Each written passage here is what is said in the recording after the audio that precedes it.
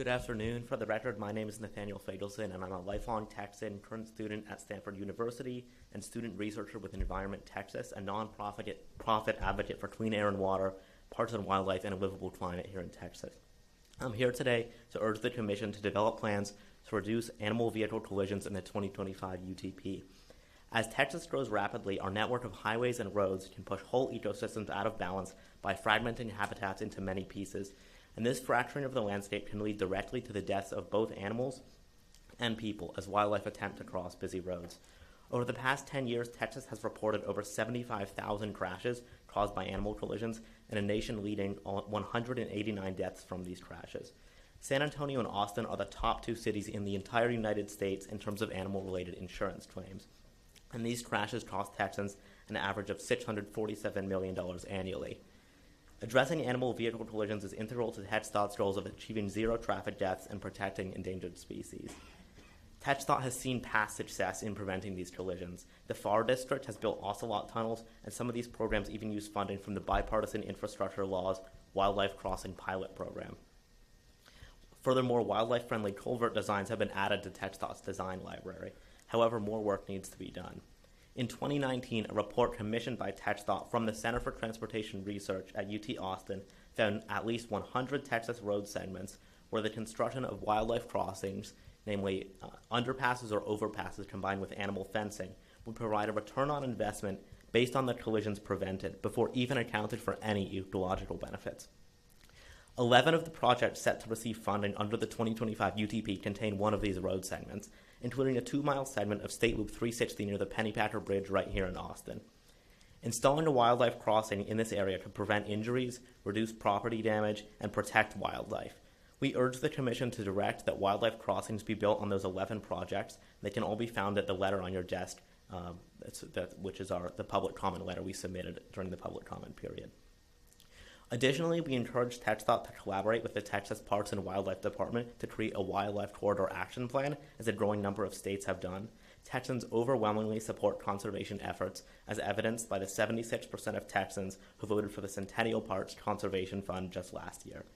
Our natural spaces work better when they're connected, and wildlife crossings are a key step toward healing fragmented ecosystems. TxDOT can simultaneously promote ecological prosperity and reduce dangerous crashes by building more wildlife crossings. Thank you very much for your time. Thank you.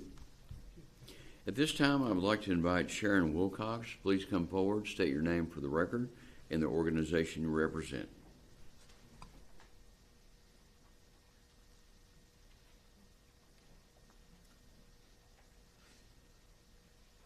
Good afternoon. I am Dr. Sharon Wilcox, and I am the Senior Texas Representative for the national nonprofit organization Defenders of Wildlife. Thank you for this opportunity to speak this afternoon.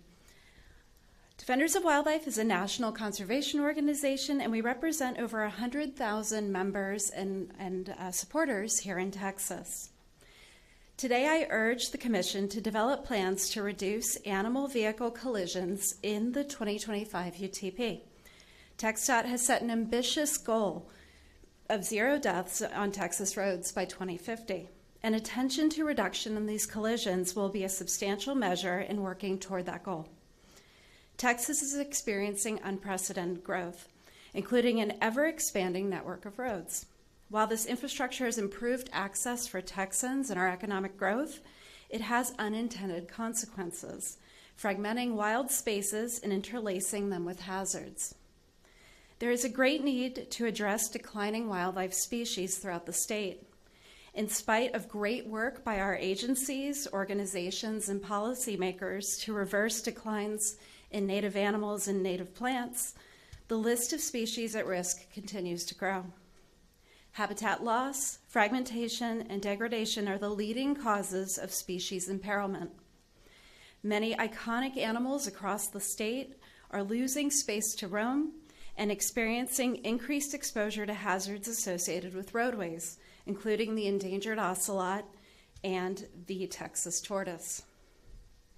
Over the past 10 years, Texas has reported over 75,000 crashes caused by animal collision. Texas leads the nation in wildlife-related collision, resulting in mortalities, with 189 deaths in that 10-year period. These are serious repercussions for Texans in terms of safety and economic impact. We have a collective duty of care to reduce these collisions for the safety and well-being of humans and animals. The inclusion of wildlife crossings in the UTP just makes good sense. It represents an investment in the reduction of harms, bodily, economic, and ecological. I have seen the remarkable success of wildlife crossings on Texas roads through my work in ocelot conservation. Vehicular collisions are the leading known cause of death for Texas ocelots. Between 2015 and 2016, 8 cats were killed on Texas roads. With only 100 ocelots remaining in the state, this was unacceptable and unsustainable.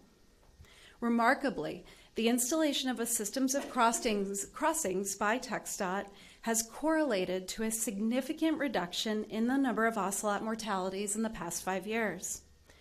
While these underpasses and fencing work to keep these highly endangered cats off our roadways, an incredible array of animals have also benefited, including the unique species including alligators and mountain lions. We echo the call for TxDOT to collaborate with Texas Parks and Wildlife to create a wildlife corridor action plan, which will allow the agencies to collaborate to better identify these wildlife corridors and analyze the areas that are of highest risk for animal and human safety. Ms. Wilcox, if you can conclude your comments. All right, thank you. Thank you.